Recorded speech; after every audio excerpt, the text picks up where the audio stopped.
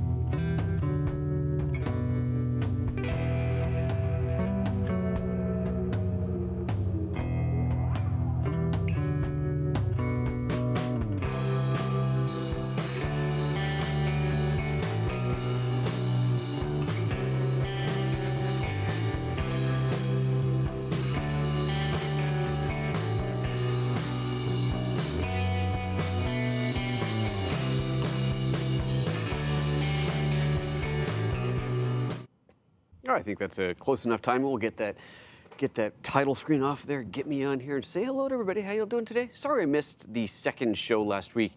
For those of you that were wondering, if you haven't seen the tweets or the Facebooks or the announcements everywhere else, I'm in the middle of doing 2 weeks of 15, yes, 15 different shows. It's actually 3 different events, 3 different shows over 15 times. Anyway, webinars for DxO. I'm in the middle of that. That was all last week and all this week, so it's keeping me very, very busy on the live scene, and I needed to do some prep work for the Thursday show, so I had to cancel my Thursday show for this one. Sorry, but you know, they hired me and all that, so got to do the job.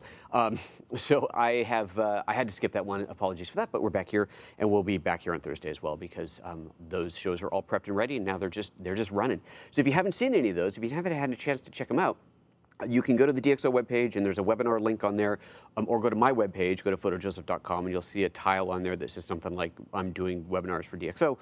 Click on that, it'll list all the shows. There's 3 different shows, and hopefully you can find one that you can attend, which would be super awesome. Let's see here. We've got already got some questions coming in, which is great. And yes, Mikey, Luminar 3 tomorrow. I know, it's keeping busy around here. All right, guys. So let's get this thing started, shall we? Let's just have a show. Let's see here. Let's get this right thing up here. Get rid of that. Oops, wrong button. Get that one up. There we go. Get this prepped and ready to start. And yeah, let's do it. I'm recording. I'm recording. Everything's good. We're good. I think we're good. Let's have a show. What's this model number again? I gotta get the right model number down. I gotta like spew out the wrong thing. V8, anyway. What is this thing? It's a show. I have no idea. Hi, how are you? On today's show, we're gonna be looking at the GODOX V860II-O for the Olympus/LUMIX Micro Four Thirds lineup. These are third-party flashes that cost a lot less than the first-party flashes, and quite frankly, might actually be better.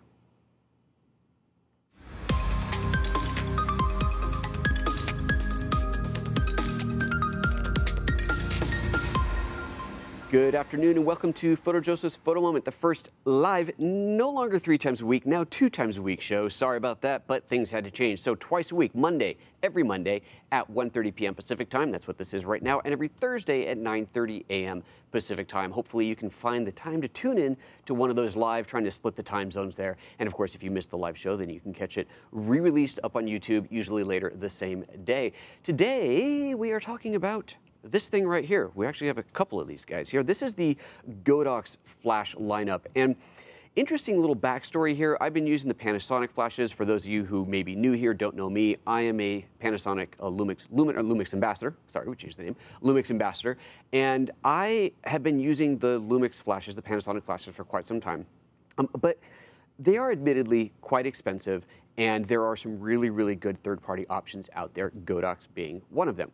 And you guys, my viewing audience, have been asking me for a long time to review some of these other flashes. And so I thought, you know, it's finally time to do that. It's finally time to get my hands on these things and play with them.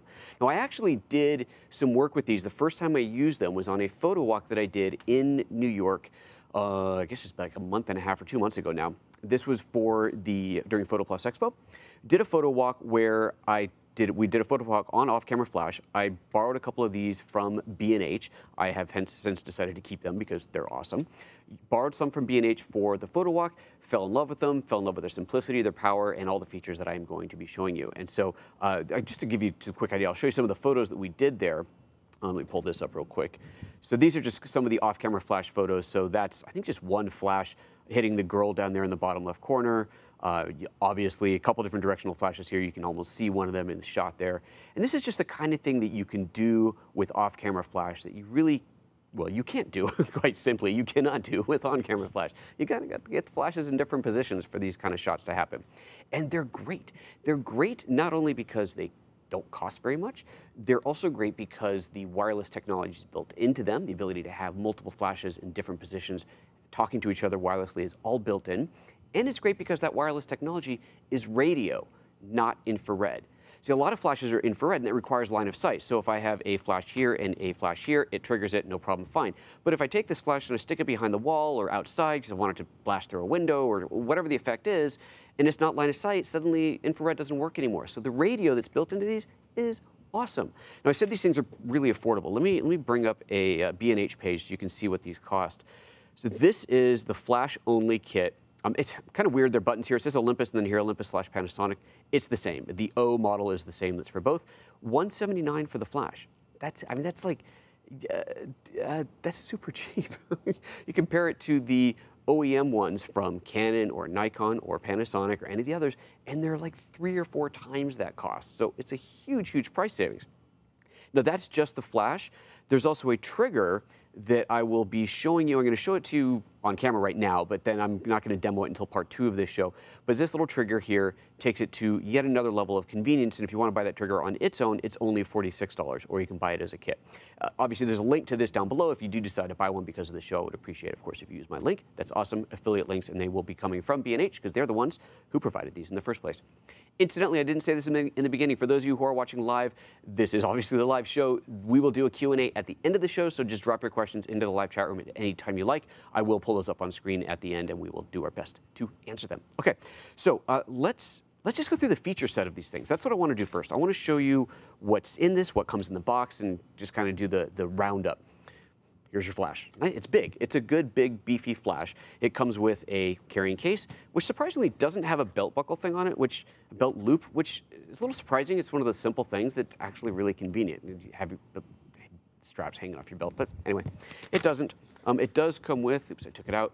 It does also come with a little stand to stand the light on. So if you want to do a, put it like this, put it on a table somewhere, you can do that.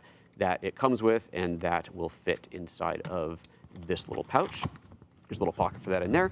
It comes with the charger because this thing operates on a rechargeable battery. And when I first learned that, I was a little remiss about that. I thought, I don't think I like that idea of having the rechargeable battery. I like that I can use AA's, that I can have my own rechargeables, and in a pinch I can go out and buy more AA's. And that, to a degree, remains true. However, this battery is pretty robust, and the specs say that it'll last 500 flashes. I took this out for whatever this 3-hour photo walk, shot hundreds of pictures, maybe not 500, but definitely hundreds of shots. And the flashes were getting passed around among multiple people. We were all playing with them. Obviously, we weren't always firing them at full power, so maybe that 500 rating is at full power. But after that photo walk, I then put these things in my bag, came back home, have not used them, and that was, what did I say, a month and a half or 2 months ago, pulled them out today, and they were still at full, I mean, obviously not full power, but the readout was still showing full power. So these batteries are pretty good. You can buy additional batteries. If you are really concerned about that, you can buy an additional battery pack. But so far, in my experience, admittedly limited, but in my experience, they do really have a very good life. So that's kind of cool. Neat little feature here I want to show you in a close-up on here. And I guess this isn't totally unique, but it is a cool little feature here. So we're looking at the bottom of the hot shoe. And as I screw this in to lock it, so we're obviously looking at it upside down. You see this little post sticking up right there, that little post? It's like a locking pin. It's a tiny, tiny little thing. However, when that locking pin, let me do this. I'm going to take this completely off. Okay, so the flash is completely unlocked. It slides on. Obviously, it slides off again. Oops, or it triggers if you leave it on. I'm going to slide it on. I'm going to start to thread this down just a little bit. It's certainly not down all the way, but already it's locked into place. That locking pin has secured it. So I can continue to spin this, get it really tight on there. But as I'm shooting it, for whatever reason, it starts to loosen, it's not going to fall off. You have to get it almost completely up, almost completely loosened before it comes off. Simple little features, but I really like that. I really like that. Okay, let's take a look at the hardware itself. I've set up a new view here, a little split view. And actually here, we're going to start with just the overhead to get a little more room in here. Okay, so tilting head, as you would expect on there, there's no release button. You don't have to push a button to release it. It just tilts, it's friction, it tilts and it rotates. Why does it rotate, you might be asking? If you've never used flash like this before, it does this so if I'm shooting straight ahead and I want to bounce the light off of the ceiling, I can. It rotates like this, not so that I can blind somebody there, but so that I can shoot vertical, shoot portrait orientation, and still bounce off of the ceiling. It does a full rotation, so you could like bounce it off of the wall behind you if you wanted even. Just don't wear a hat while doing that. But it's full rotation on there, which is, and that's what you'd expect. This is normal, standard thing. You'd expect to find that. The fact that there's no release button is kind of nice. It's just one less mechanical thing to go bad. It's just a friction mount, which seems quite snug on there. So I think that's good for a while. Let's see here. You saw the battery pack on this side. Battery opens there. There's your battery door. Pops that in. On the other side of this, you have a little door here inside of that, you have a standard PC sync port. So that's great if you're going to use this in a totally traditional wired setting where you want to have the flashes somewhere else with a wire running to it, or you're running it at a really, really, really long distance. You can do a standard old-fashioned PC sync. It'll take that. It also has this curious wireless communication port on here, which must be for some external wireless thing. I haven't dug into it because it has wireless built in, but anyway. And then there's also this USB port. It actually can be updated. You can update the firmware on this. And in fact, right before the show, I looked it up. It turns out there's a 1.4 version update available now. This has got 1.1 on it. I didn't want to update it right before the show and not know what was going on. So I'll do that before part 2 of this show. But it does have a firmware update control. Pretty cool. And now let's look at the back of it. Let's look at the meat of this thing. Right, now we're going to go in this split view here. A lot of different buttons on here. And what's really neat about these buttons is most of them are what we'll call soft buttons. They change depending on what mode you're in. So let's run through them. So power switch right there. You have, let me get this into standard mode. Didn't want to show that quite yet. So I just turned it on. We're in our standard TTL mode. You have a mode button here. You have a wireless button over here. So that's your dedicated wireless button, dedicated mode button, and then these 4 buttons across the top are soft buttons. They will change depending on what you're doing. And then you have a command dial here that you can spin and a set button to do whatever you're doing in the command dial. And then there's, of course, the standard little flash test button right there. So you have 3 primary modes to work in here. You have your TTL mode. So the TTL is through the lens metering. This is your fully automatic. It's like magic. It's incredible.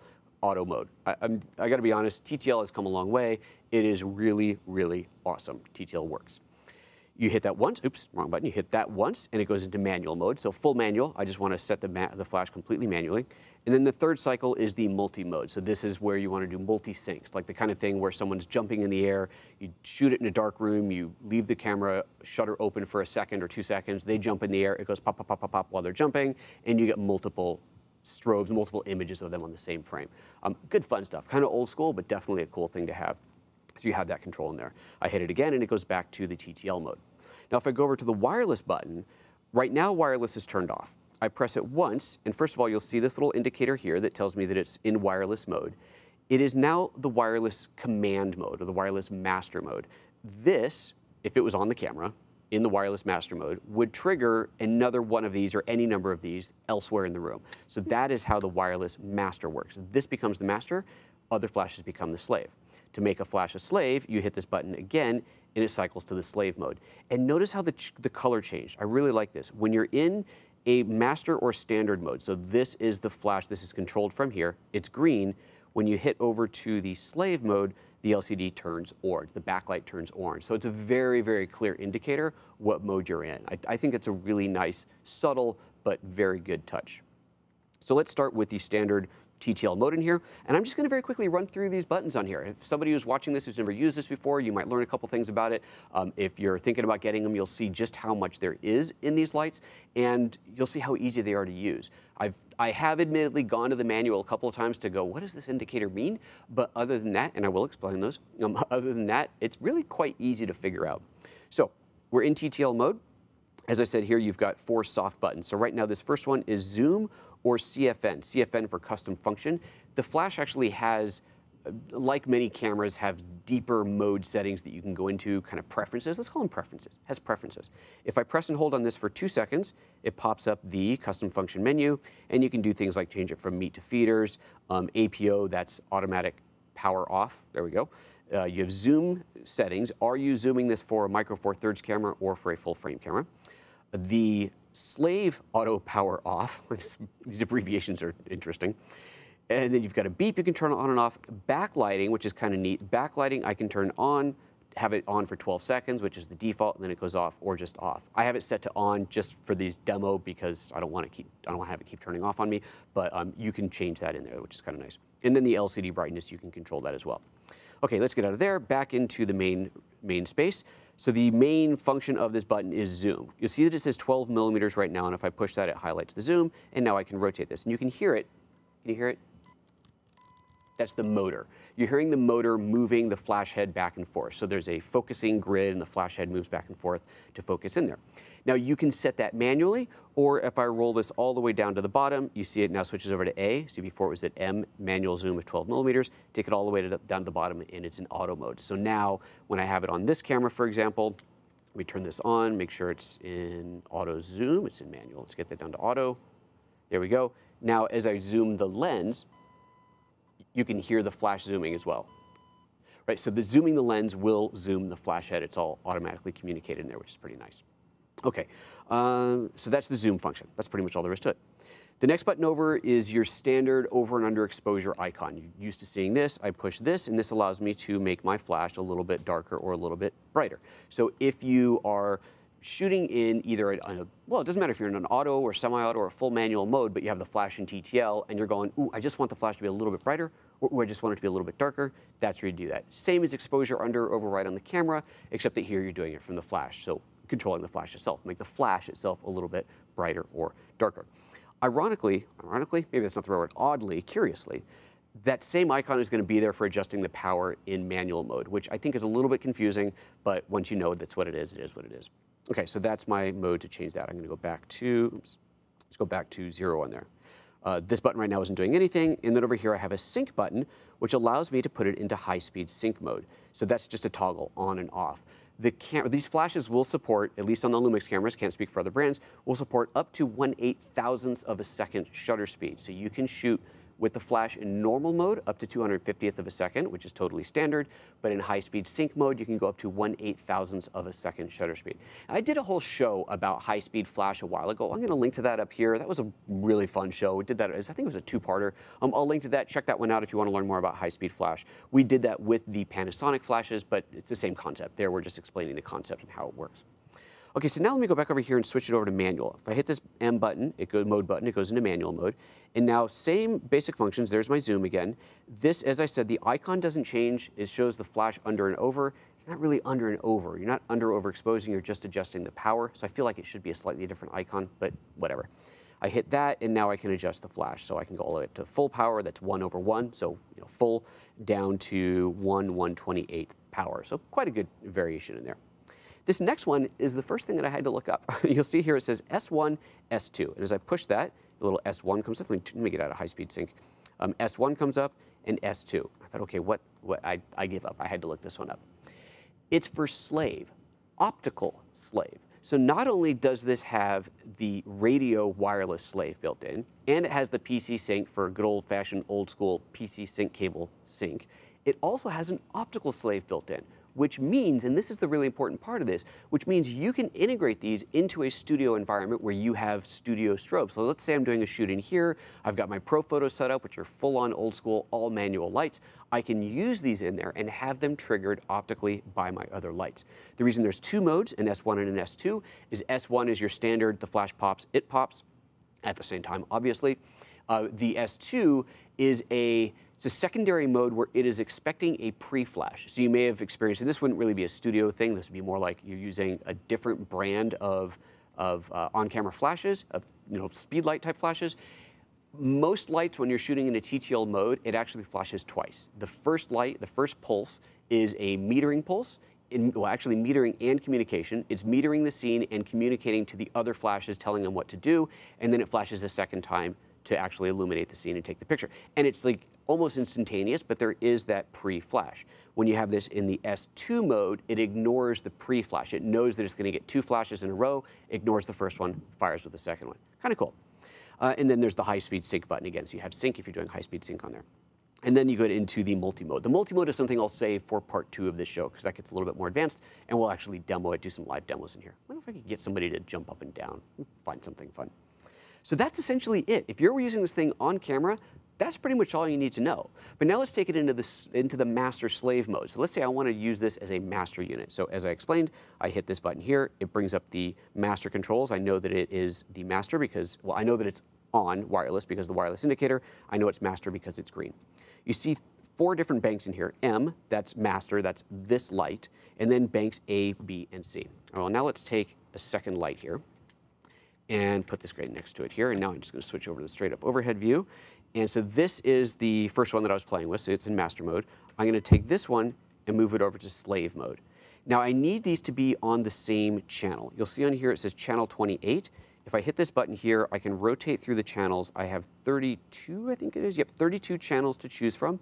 So this is useful if you're in an environment where you've got multiple people firing these strobes at the same time, or just some other radio interference that might be stepping on you. Or one of the really good examples I like to use is, let's say that you're hired to do a CEO headshot, and you're going to have 10 minutes with a CEO, and you've got, you want to do a bunch of different setups. You want to have multiple setups. So you have a whole bunch of lights. You go into the office or environment or wherever it is that you're going to do the shoot. You set everything up where you've got multiple shoots. Let's say you set up 3 different sets. You've got a set at the desk, one by the, I don't know, water cooler, whatever, one out the window. 3 different lighting situations, 3 different environments, but all within the same working space. I can set one of these up to one channel, one to another channel, one to the other channel. And then I walk around with my camera and the master on it, and I simply switch the master to say, now we're going to fire channel 10, that's these lights, and then channel 12 is going to be these lights, and channel 15 is going to be these lights over here. And you can totally program that. So lots of different uses, lots of different reasons you might want to change the channels on there. Then you have, so that's channel 26, that one's 28. I better get them in sync again. There we go, channel 28. So now these two will talk to each other. Then there's the group. So M is the master, that's this light. And then there's group A, B, or C. So for each slave, I have to define whether it's group A, B, or C. So here's my channel indicator, incidentally, so that's where I would change the channel on this. So that's at 28. I hit group, and it just cycles through. So there's group A, group B, or group C. I'm going to leave this on group A. This is currently controlling group A. I have it set to manual mode, but I can go in here and say, let's change the, oops, wrong mode button. Oh, there we go. Oh yeah, incidentally, when you're doing wireless, you can do the multi-strobing in here as well. But I'll go to my group. Which group do I want to edit? I want to edit group A. So hitting this group button cycles through the groups. Is group A that I want to edit? What mode do I want it to be in? Do I want it to be off? And you'll notice that group M, the master group, is off, meaning that if I have this on camera and I fire it, this light, the master light, is off. It is not going to fire. It will only control the other light. This is acting as a controller only, not actually firing the light. If I do want it to fire, then I just set that mode to any of the other modes in there. I can set it to CTL, set it to manual, or off. I go to A, that's what this one is, that's A. Hit the mode button. It's in TTL. Let's take it into manual here. You see there it says 1/32 power plus a third. You may have noticed that popped over here as well. And so now as I go in here and I adjust that, oops, get it back in, mode, and, oh, see, this is one of the ones I keep doing the wrong thing. I gotta hit that, oh, that's right, ha, it's that confusing button. There we go, hit that one. And as I change the power setting on here, on this light, you can see it changing over there. So as I take it down, see there's 1/32, whatever it's there, it is automatically updating here. Notice these are not pointing, the lights aren't pointing at each other. It's because it is all radio controlled. It is over the 2.4 gigahertz, I think it says on the box, 2.4 gigahertz frequency, and that's how they're communicating with each other. And that's it. That is what there is to it, all there is to it, what there is to it. So you have full control from here. Now, one of the things that I'll point out, and this is something we're going to get into in part 2, is if you're looking at these going, well, I don't want to have to buy one of these just to trigger one of these, that's where this guy comes into play. This is the X1T. It says right there, 2.4 gigahertz. This is a controller for these. It's only $40. This will allow you to do all the control over these lights without actually having to have the lights. You put this on your camera, set these up wherever you want, and away you go. That, my friends, is all there is to it. Hey, before you run off of here, I do want to remind you of this. The way that we work here on this show is we operate on something we call a value for value proposition. What that means is if you feel like you have taken value from today's show, then I would most certainly appreciate it if you consider putting a little bit of value back. Lots of different ways you can do that. If you go to photojoseph.com/support, you'll see all the ways listed there. But honestly, the most important way is to simply, if you're going to buy something based off of this, if you decide to buy something based off of the show, to use my affiliate links. That's what helps the most. We also have membership options over at photojoseph.com, which are super awesome too. Okay, that's that. It's time to jump into the Q&A. So if you have any questions about what you've seen here today or really anything at all, feel free to ask them in the live Q&A, which is going to be starting right about now.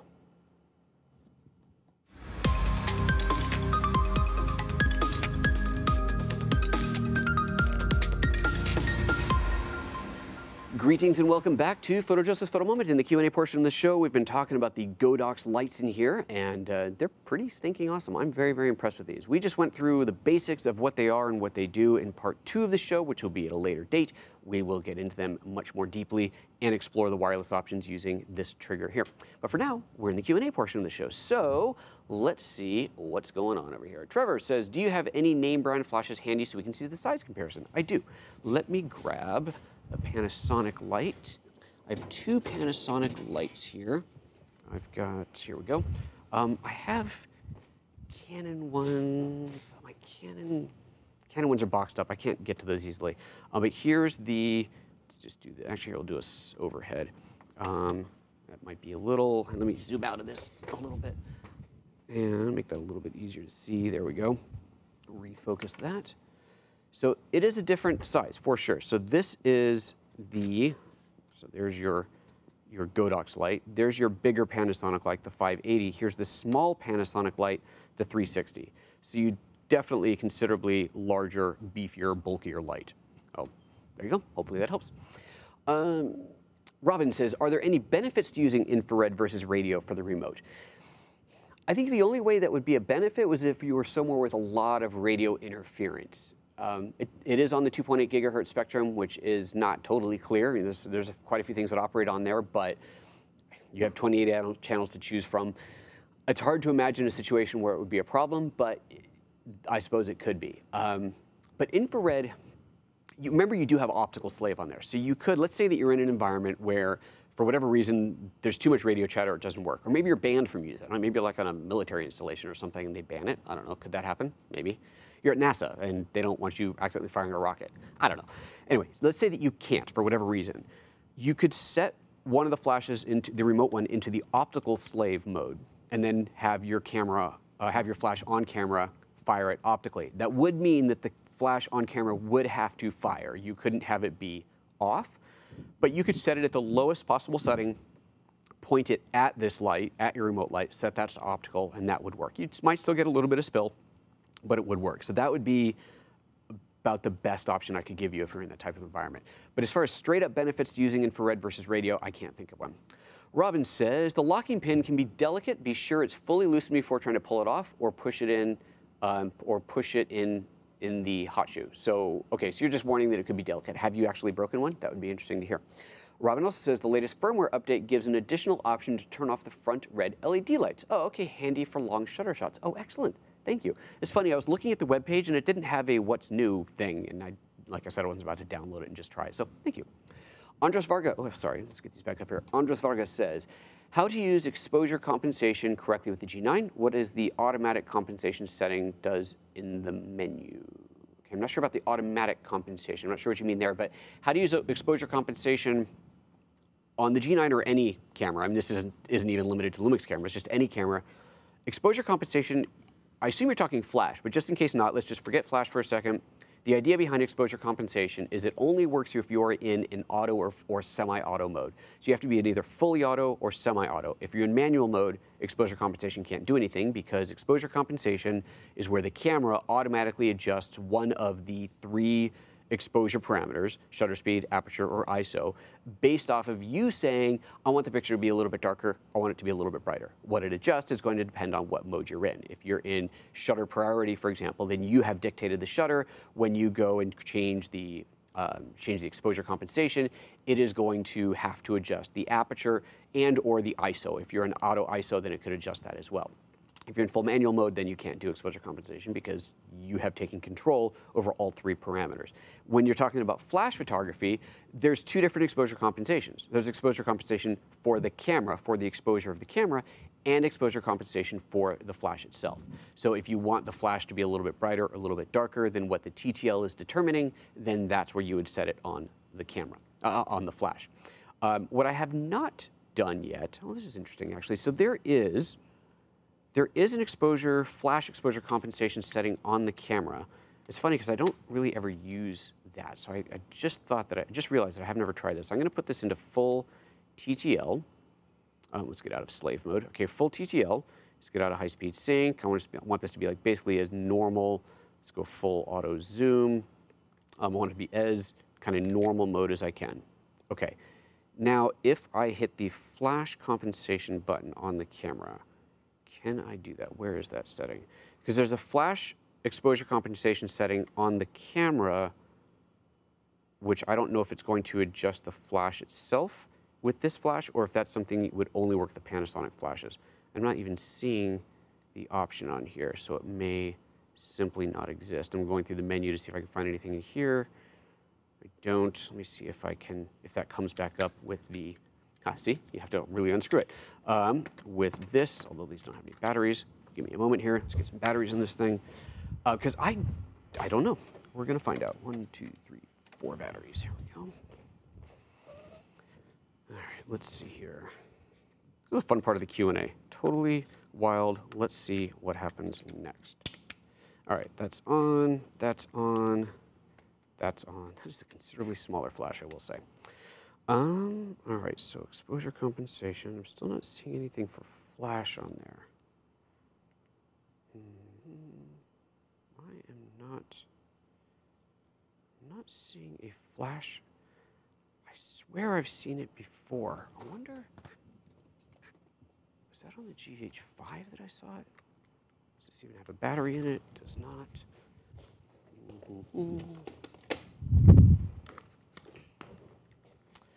I'm sure I've seen flash exposure compensation on the camera before. Let's get it out of video mode. That would be a good idea.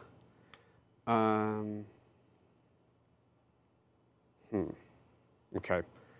I don't see it again, so I don't know. I may leave that for part 2. So all this babbling is me saying that I thought, maybe I'm just mistaken, but I thought that I had seen the ability to do the flash exposure compensation from a direct menu setting on the camera, like right on the main LCD on the camera, which would adjust the power of the flash, but that may not be something that's available on the third-party flashes. I'm not sure. But I can't find it, so I might be completely wrong about that. You do have, here, let's do this. You do have in here your full flash controls, which I think are, well, here, flash. Oh, okay, here we go. We're getting somewhere. Let me do this. Let's take this, plug this into here, and I'm going to show you the menu on here. This is the, so I am seeing it deep into the camera system. We need this one there. There we go. Okay, so this is inside the camera's settings. There's the flash setting, flash mode, flash synchronization, flash adjust. Okay, so if I take this up to +3, oh, this flash is not in. Let me get it back into normal mode. Okay, there we go. I take this up to +3. Is it doing anything to the flash? It doesn't. It is not. Okay, so that mode in the camera is not adjusting here. At least, maybe if I fire it, let's see. No, doesn't look like it is. So here, we'll do a real test. Does this have a card in it? It does. Okay. So we'll do a real test. I'm going to point this scene here. We'll just go straight down. I'm going to go back into the settings. There we go. Ha! Look, I'm out of the way. Let's do it like this. Go into the settings. Go to flash. Flash adjust. Set it to normal. The flash itself is fully automatic. Oop, let's set the zoom to auto as well. There we go. Okay, so now take a picture and play, and this should, I think it'll come through that screen. Yeah, so there's the normal flash. Okay, so that's fine. So that's working right. So now let's go into this mode and take that flash all the way up. Flash adjust all the way up to +3. Take the same picture, and let's see if it's any brighter. And it is. Okay, so it is controlling it. Interesting. So it is putting the extra power out. It's just not displaying it on here. Excellent. Okay, well, there you go. Look at that. Learn something every day. Okay, cool. I don't even know if that's what you were asking, but that's what we just answered. All right, let's see here. Where are we? Joey says, I believe the extra port on the side is to make it compatible with their legacy wireless gear. Oh, okay, that would make sense. Thank you very much. Ed Visner says, I'm very emotional. Okay. Okay, you're making a joke. You're funny. I always get a little concerned because no one's here to toss out any. Anyway. Robin says, there is a setting that allows the flash to go down to 1:256 intensity. Oh, wow. Is that something in the new firmware? That would be very interesting. Robin says, I thought S1 and S2 were for first and second curtain shutter sync. That's what I figured it was when I saw that setting, but that's why I looked it up. No, it's not. The front or rear curtain shutter sync, wow, is set within the camera itself. Because basically it's the camera, it's something that the camera needs to say, fire now or fire now, right? That's a camera control, it's not a flash control. So no, that was exactly my first thought when I saw it, but no, it is about the optical slave setting. Trevor, what is the guide number on this model? Oh, that's a good question. S2 mode is super important. There's nothing worse than a bunch of flashes going off from the pre-flash fire. So there you go. The guide number on this, let's see if it says on the box. I have absolutely no idea. It's something I'm sure you could look up on their webpage, but let's see here. Guide number, oh, there we go. GN60. It's a guide number of 60. ISO 100 at 200 millimeter. There you go. It's a guide number of 60 at ISO 100 and 200 millimeter lens. Hopefully that helps. I have heard people say before that guide number is utterly useless. You got to have some way of measuring things. As long as it's the same ISO and focal length, then I guess that does make sense. But anyway, that's what it is. Hopefully that answers your question. Oops, let's see here. Where did that go? Darn it. I hate it when it scrolls off like that. There we go. Okay, Scott in Pollock says, why does the G9 disable focus bracketing when you attach the speed light? I would guess, I have never been asked this question before, but I would guess because bracketing happens very quickly, right? It's doing the focus bracketing, it is going through the rack very, very quickly. The flash will not have time to recycle. I could totally see the logic in saying, I don't care if it takes time, wait for the flash to recycle and then fire it. I don't know why it doesn't do that, but that would be my guess as to why. Mikey, which to choose between this and the cheaper 350 if I were shooting portraits outside? If you're going to shoot in the daytime, get as much power as you can. If you're shooting at night, I'm sure you could get away with the smaller one, but if you're going to shoot daytime, you potentially want to overpower daylight, get the big one. And at this cost, at this price, I mean, it's hard to argue with this, right? Yeah, it's a physically bigger thing. If you're really concerned about size and weight, then it's worth possibly having the smaller one if it is enough power. If that's less of a concern, then by all means, I'd say go for the bigger one just because it's so inexpensive. All right, Assured Creative Media says, does the GODOX X Pro O trigger offer any other benefits over the X1T trigger? I don't know. This is the X1T, X Pro O. I don't know. I don't know. I'm going to have to find that out. I have absolutely no idea. All right, let's see here.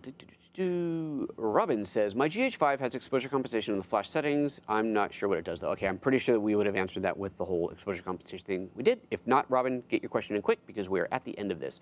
RT76 says, I use the GODOX system with the GH5. Some infos, the GODOX X Pro O trigger is much better than the X1T. Oh, okay.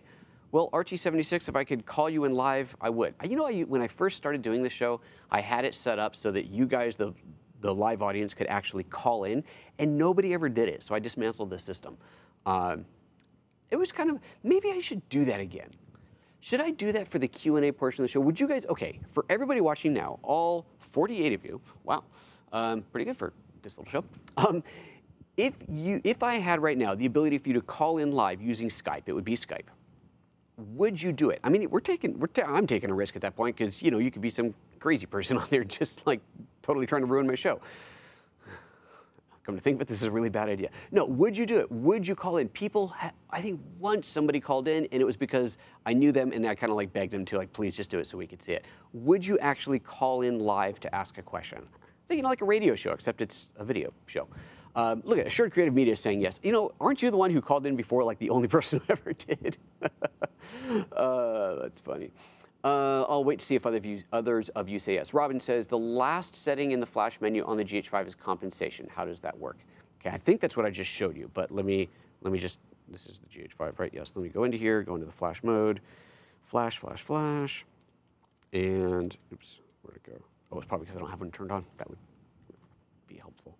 I'll even put the Panasonic light on there. Well, you said you have these lights, don't you? So we're going to go ahead and put the GODOX on there so it is true to your experience. And turn that on. Oh, it helps if I get the flash actually in all the way, doesn't it? There we go.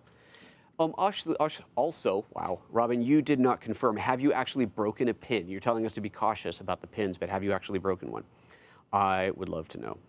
All right, let's see here. Flash settings, there it is. The last setting is, oh no, the last setting is wireless setup. So, what did you say? You said the last setting in the flash menu on the GH5 is compensation. Okay, I must have answered your question with the other thing now.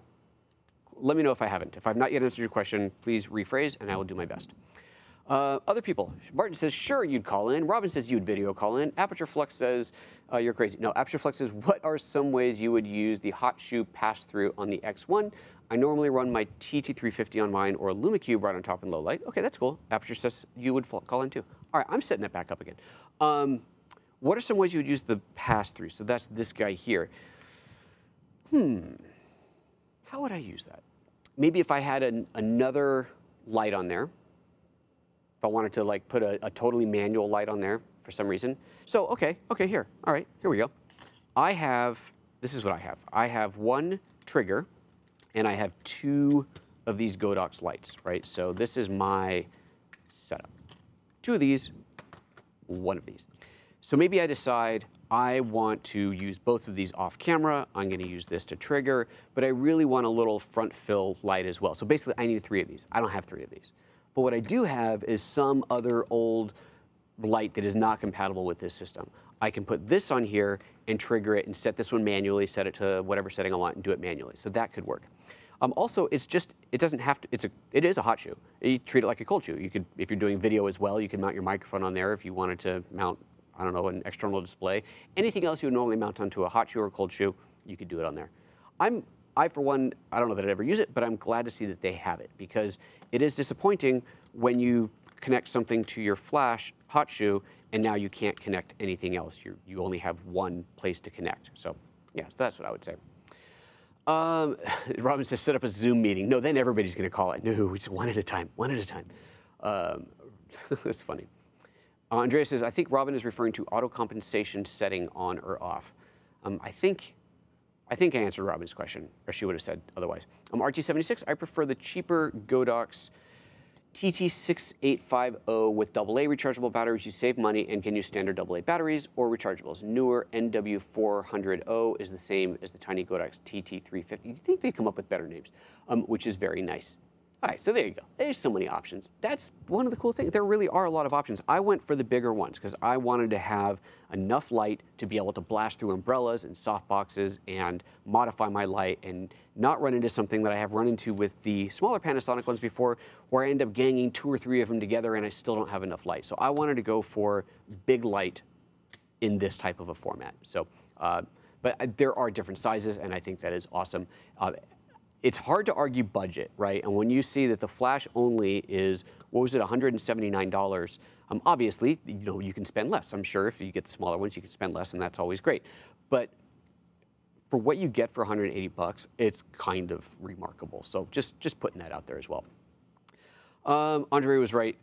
Robin says, hey, asked the right question. Excellent. Okay, that, my friends, is that. We're going to wrap it up here. I hope you enjoyed that. That was fun. I'm looking forward to part 2 of the show. I don't know if I'm going to do that this Thursday or if I'm going to do that another time. I had a show that I was going to do today, and I couldn't because something didn't work. So if that gets fixed, I may do that on Thursday. And I'll leave it a mystery as to what it is. Tomorrow, Wednesday, I'm doing a live training on Luminar, continuing that. It's awesome. Tomorrow as well, I am doing, right, tomorrow's Tuesday? No, live training is Wednesday, not tomorrow. Got to get the schedule right. Tomorrow's Tuesday. Tuesday, I'm doing 2 webinars for DxO. I have no idea which ones, but I'm doing 2 of them.